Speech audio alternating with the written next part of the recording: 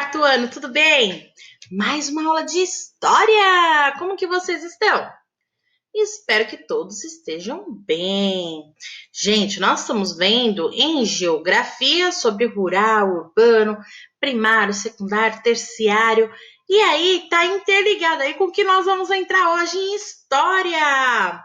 Todo mundo abrindo a página 208 de história. Nós vamos dar início ao capítulo 2, que fala aí sobre, deixa eu dar aqui no início para vocês, que fala sobre as comunidades e sua relação de produção.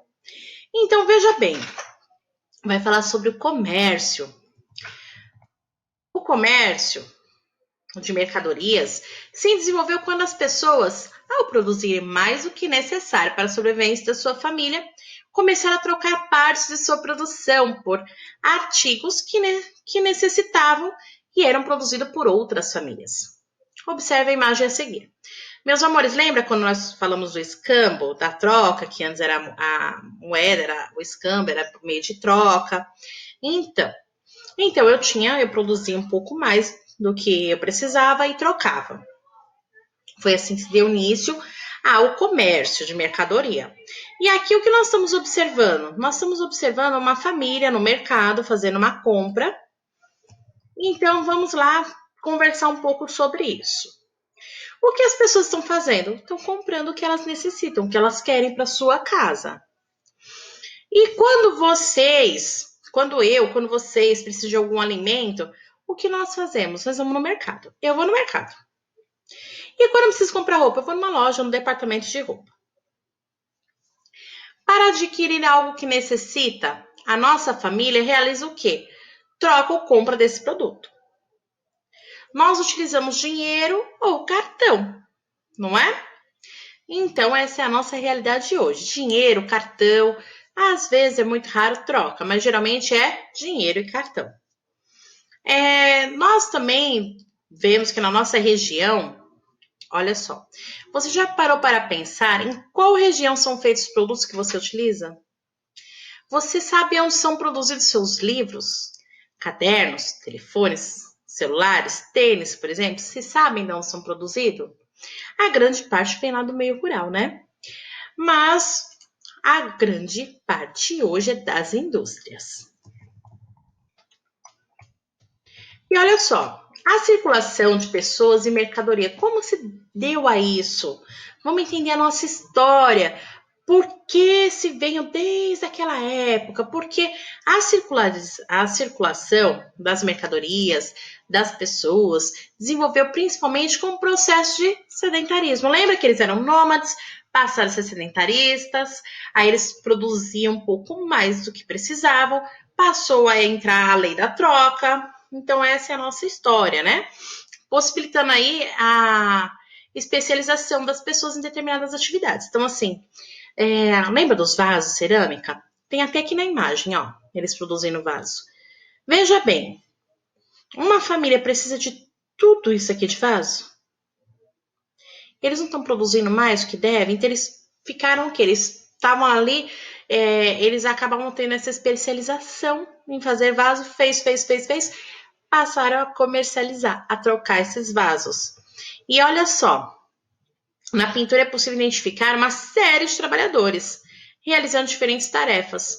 O registro foi encontrado em uma tumba, na região da antiga cidade de Tebas, no Egito. Então, olha só, meus amores, aqui nós podemos ver, ó, sobre colheita. Olha aqui, ó, colheita, produção dos vasos de cerâmica. Podemos ver eles fazendo rede, olha. Podemos também... Olha só, amores, mas resposta curta dá para pôr até aí no livro, tá? Só pra gente entender aí essa pintura. Essa pintura representa algumas atividades envolvidas pela civilização egípcia. O que essas pessoas estão fazendo? O que estão produzindo? A Pro até já mostrou aí para vocês, tá bom? Então, coloquem aí.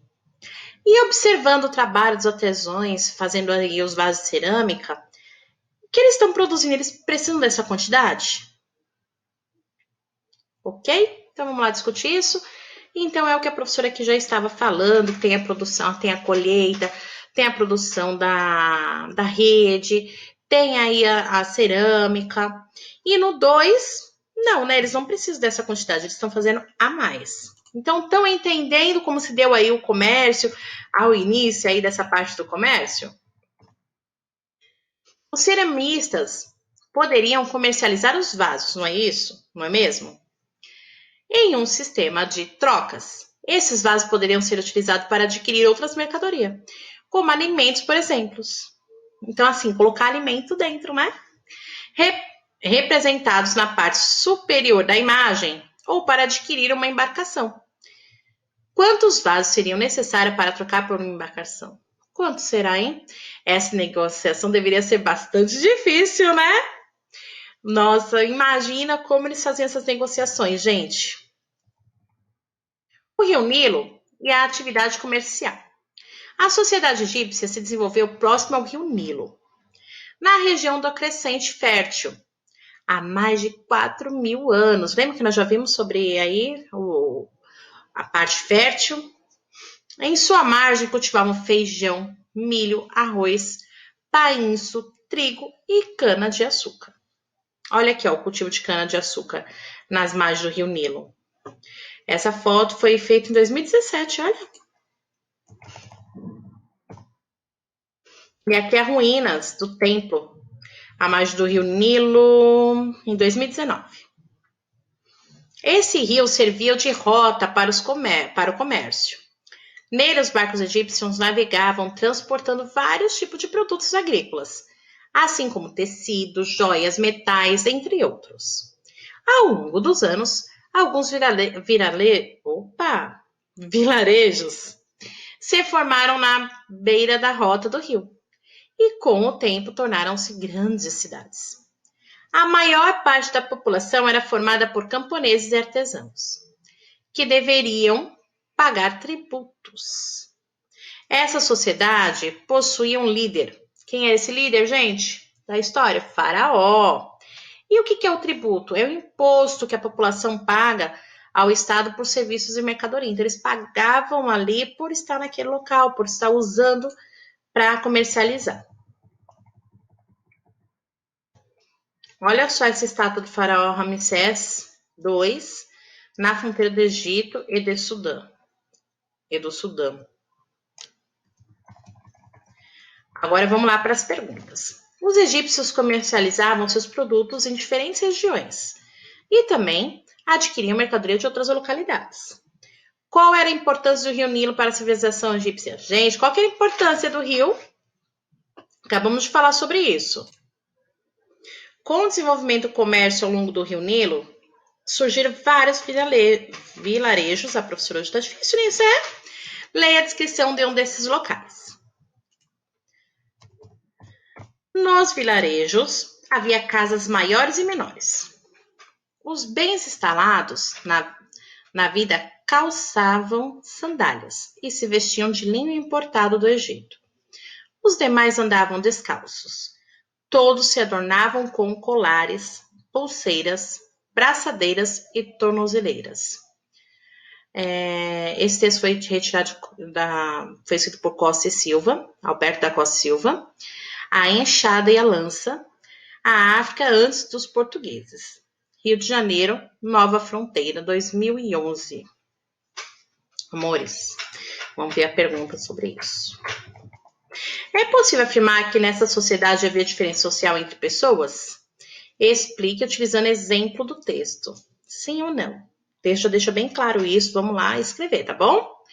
O ato de se enfeitar estava presente entre os membros dessa sociedade?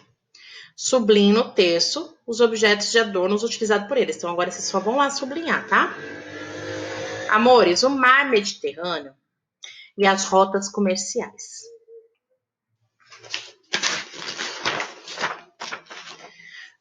Olha só, aqui nós temos rota do comércio. Essa daqui em vermelho é a rota do comércio. Gente, prestem atenção sempre na legenda quando a gente vê mapa, tá? Prestem sempre atenção. Agora, circule no mapa a região do Egito. Achem aqui a região do Egito, ó, e circula, tá? Você conhece ou já ouviu falar de algum outro país ou cidade representado no mapa? Fora o Egito, mais algum vocês já ouviram falar ou conhece? Se sim, põe aqui, põe o nome, tá bom, meus amores? De acordo com o mapa, o comércio marítimo ligava diferentes regiões. Qual era a importância do mar Mediterrâneo para a sociedade? Qual a importância do mar ali para esse comércio? Põe pausa e responda, porque nossa atividade vai até essa e eu já mostro lá a resposta. Bom, agora vamos para todas as respostas, né? Qual a importância do Rio Nilo para a civilização egípcia? Olha só, o Rio Nilo era fonte de água para os habitantes do Egito. Ela possibilitou o desenvolvimento da agricultura, do transporte de produtos e outras regiões por meio da sua navegação. Então, assim, o Rio Nilo, ele tinha uma importância muito grande, porque além da água, da fonte de água para os habitantes, também ajudava na agricultura, no transporte, que o meio de transporte antes era a navegação, né? Aí, quando pede para vocês aqui no texto sublinhar os adornos que eles usavam, olha, colares, pulseiras, braçadeiras, tornozeleiras, tá bom? E quando fala também se, é possível afirmar que nessa sociedade havia diferença social? Sim. Havia pessoas que moravam em casas maiores e outras em residências menores. Alguns usavam calçados e outros não, né? Essa situação indica uma diferença social entre as pessoas da sociedade. Então, quem tinha mais tinha casa boa, tinha calçado, quem tinha menos tinha casa inferior e andava descalço.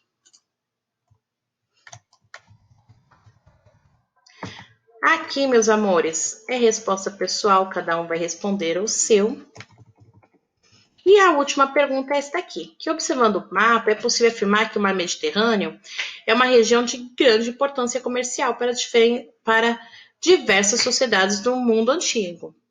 Então, antigamente, ele tinha uma importância muito grande, porque usava-se ele para fazer os comércios, para navegação, para poder fazer a importação que nós falamos hoje, né? Tá bom? Foi tranquilo, meus amores? Eu parei por aqui porque eu estou procurando fazer as nossas disciplinas de acordo com algum assunto específico para não confundir, tá bom? Dúvidas, estou inteira à disposição.